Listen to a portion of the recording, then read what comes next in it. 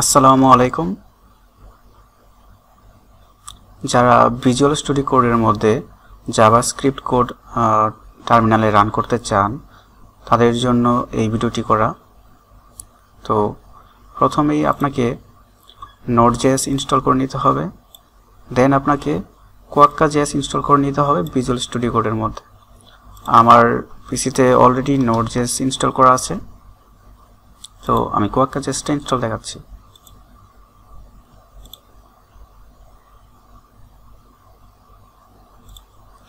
প্রথমে আপনাকে এক্সটেনশন থেকে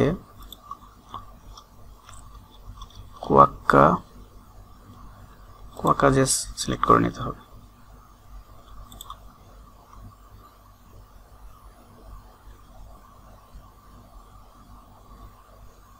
ইনস্টল কমপ্লিট।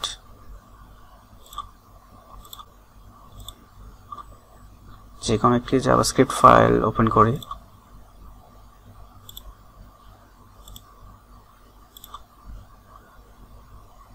তো টার্মিনাল থেকে নিউ টার্মিনাল।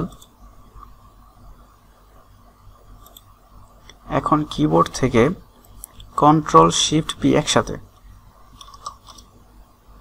যখন Ctrl+Shift+P একসাথে প্রেস করব তখন এরকম উইন্ডো আসবে। আমি কিবোর্ড কমান্ডটা আবার বলছি, Ctrl+Shift+P একসাথে প্রেস করতে হবে। Ctrl+Shift+P, দেন এখান থেকে কোয়াক্কা লেখার পরই স্টার্ট অন কারেন্ট ফাইল এটা সিলেক্ট করতে হবে। কিবোর্ড শর্টকাটের মাধ্যমে করা যায়, আমি সিলেক্ট করে নিচ্ছি। মাউস দিয়ে সিলেক্ট করার পর এরকম পাশে আইকন আসবে, তার মানে হচ্ছে কোয়াক্কা ঠিকমতো রান করছে। দেন হচ্ছে আমরা যদি কোনো জাভাস্ক্রিপ্ট কোড রান করি,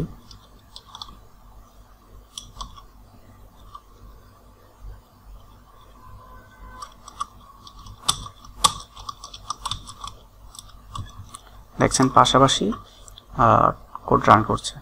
আর আউটপুটে অবশ্যই যেন কোয়াক্কাটা সিলেক্ট থাকে সেটা দেখবেন, খেয়াল রাখবেন যেন এটা সিলেক্ট হয়ে যায়, তারপর খেয়াল রাখবেন এটা যেন সিলেক্ট থাকে।